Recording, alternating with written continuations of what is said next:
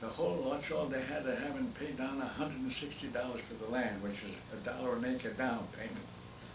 And I started making money hand over fist. I sold hundreds of thousands of acres there, and my name was known all over. I had billboards printed about me with the mustache I put on. Oh, wait a minute, we have a picture, I think, of you around that time, probably. Mustache, I don't know what they have. No, I don't know if we have one of you with a mustache. Well, I'm saying, you can see with, I'm having Caleb when she's a baby.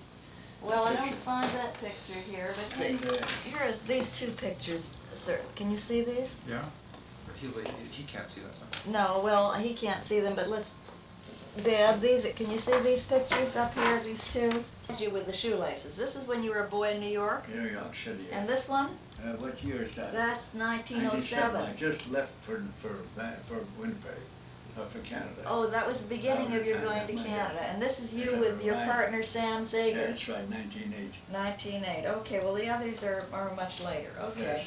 Well, we got an idea. Yeah. To come? So I came to you appointing agents to sell the land. I left them literature, and they were to get, I sold the land for $10 an acre, and they got $2.50, $3, and they had to pay all their expenses. I remained with $1 an acre profit. How did you get into the grain exchange? How did Wait a that? minute, that's another story altogether. This is already in 1915. Well, that's okay. 16. Yeah, we can jump a little bit. It doesn't matter. So now, all of a sudden, I had this money coming to me, and I had drove beautiful cars. I had Mitchell cars, Packard cars. I had my own chauffeur. I was the young man of Winnipeg. And all of a sudden, 1914 rolled around, and all these people that bought my land at the time, the war started. The first war started in 1914. And all the payments stopped completely. And instead of being rich as I was, like I was, I took a honeymoon trip with my sweetheart and spent $15,000 on the trip at that time. I was, pretty wealthy. You were a sport. Yeah, a real sport. And I came in with Mother to New York City, and we took her up to Saks Fifth Avenue, and I taught her out, give her anything she wants, and she had poor little thing. And all the sales girls with their eyes were bulging out to see, my God, this is so wonderful. I says, give her more, one. I can still see all those suits that she bought for my trip.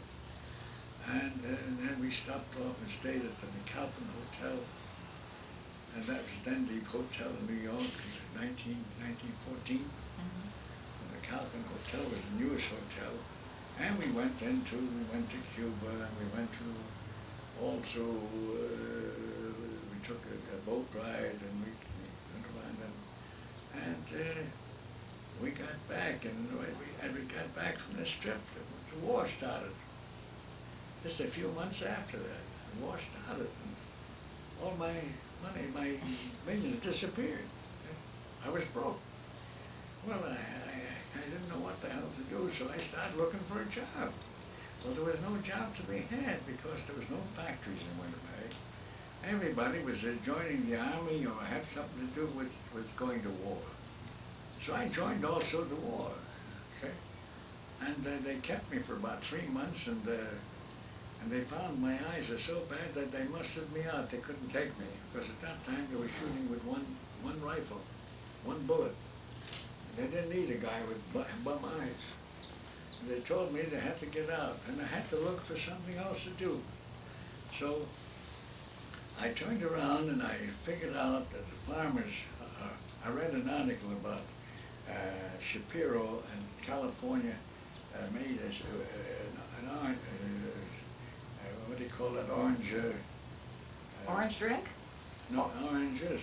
They made a Orchard? No. He got them together, got the farmers together. Cooperative, yes. Orange Kiss, sun-kissed oranges. And it fascinated me. I said, why can't I organize the farmers also in the cooperative in the grain? They're all complaining, farmers complaining how it's being treated in the grain exchange.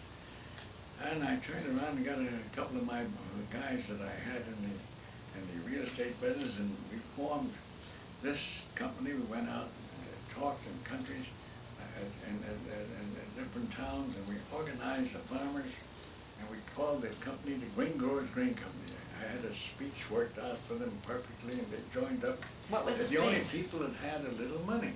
Yeah. After the speech, I would tell them, you have been slaving and working all your lives, and the grain exchange comes and takes away your toil that you're working. And I told them, they joined, they had to join, they had to pay us commission, you see.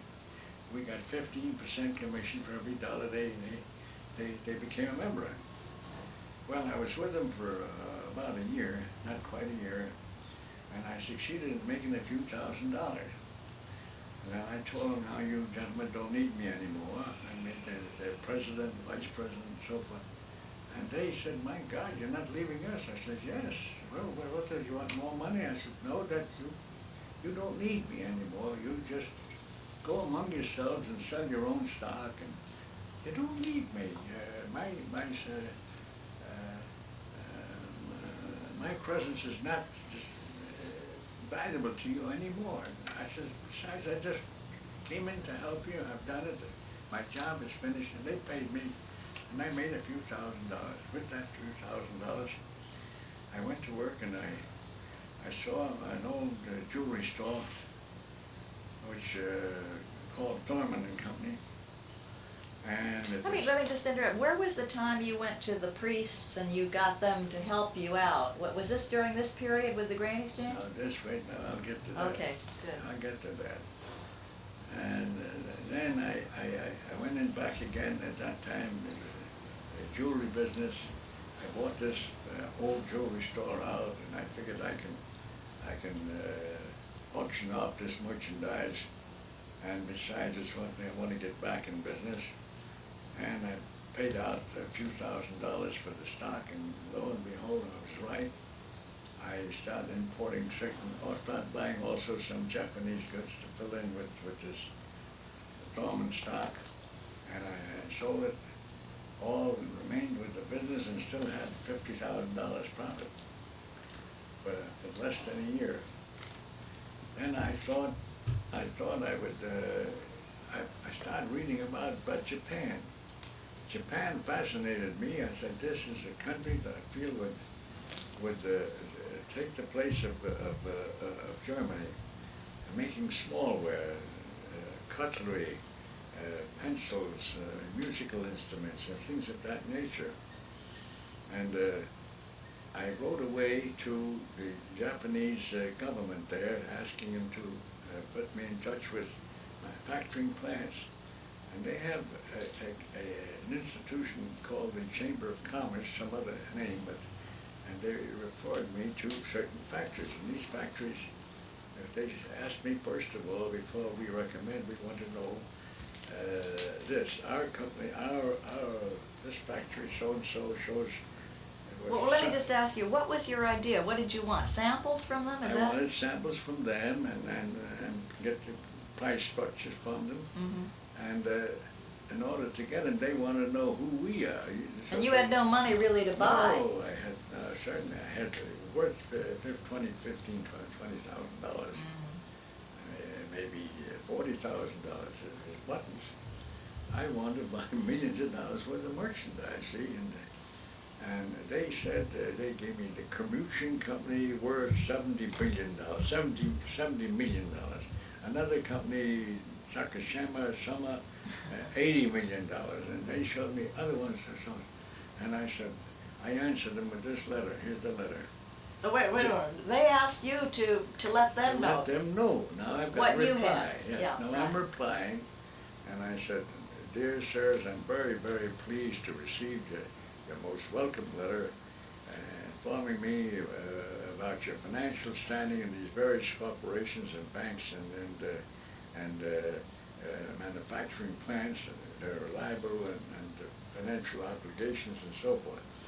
And we also beg to inform you, our bankers, the Canadian Bank of Commerce, assets $750 million. They are our bankers. Yeah. when they got this letter, they flooded me with hundreds of samples of every description, all kinds of merchandise which they want to ship me. They interpreted the letter to mean that it was our bank. Yeah. You understand? Yeah. I didn't misrepresent. I said our bankers. I was doing business with Yeah, them. right. And I borrowed money from them. They were Yeah, our right, bankers, see? right. I said bankers, but their translators made the correct statement that I wanted to make. Right. My God, I got the shock of my life, and there on the getting off the boat, there were fathers standing there with their little children, girls. They sold. They wanted to sell you their children, their girl, for the time that you're in Japan. You're kidding. And rickshaws were there to do it. And they approached you, 6 little 11, 12-year-old little children. It was terrible. I said, what the hell do they mean? You know, you can take them in your rooms, and they'll take care of you and everything else like that. And of course, I didn't want any part of that at all. And that was the conditions in Japan. There was hardly any automobiles there. There were just rickshaws. Everything was a rickshaw. They went around like a horse. Anyway, I tried to do business with these people, and their word was worth nothing. They didn't know how to make this merchandise. They imitated it so stupidly. I got them samples of all these factories in the United States, beautiful merchandise for them to copy. They couldn't copy, or they didn't, but I struggled with them from 1915 to 1918. And then the Bulgaria started suing for peace, and that I sent my partner there the third trip, who was Mr. J. Kessler. I cabled them, cancel all orders. We lost money with doing business with them. And they had no morals at all. Anybody would come along after you paid for the goods and you waited 6 months to receive it, and some guy would offer them 5 10 cents more, they would give it to the other guy. They had no idea about transacting business properly. So I cabled them, cancel all orders, and come back. And came back, and we lost money, and I decided to get him out to the Japanese business. Let me just interrupt by Alder too, didn't you? Oh yes, I had already Kayla Kayla and Edith. and Yes, Edith, yeah. right. Yes, and so my brother, in the meantime, my brother Max Mitchell, was in the hay business, and also in the hay business. And he said to me, now Ed, for God's sake, why can't we be together? We're never partners. Why don't we try to be together? I said, okay, I'll be together with you, I'll join you, providing I make as much money as you're making now. If I can't double the profits, I'm not going to stay with you. He was then making about $20,000 a year. And he was willing to share it with me, you see. I went in there, and I conceived certain ideas which I inaugurated in there. With my brother, instead of making $40,000 a year, we started making $50,000 a year. And then I said, Max, we don't belong in the hay business exclusively. Let's get into the grain business. He says, we don't know anything about the grain business. I said, the business will teach us. He says, you can't make money at these big outfits there. They know something that we don't know. And it costs $50,000 to become a member of the exchange and the clearing association, $25 for each. I said, those people that live on Wellington Crescent and these wonderful places, they couldn't do that on 1 cent a bushel. There must be some gimmick somewhere that they've got. And nobody will tell you what the gimmicks are. It was just, I found out after. I went out and tried to get farmers to ship me grain. I told them that we're new people, will take care of your trade, your grades, your wage, and your prices, and so forth. My brother, myself, will do what for you, where you're shipping to another big firm. They're not interested in yours because they're so big. And 4 or 5 farmers said they're positively going to ship me their grain.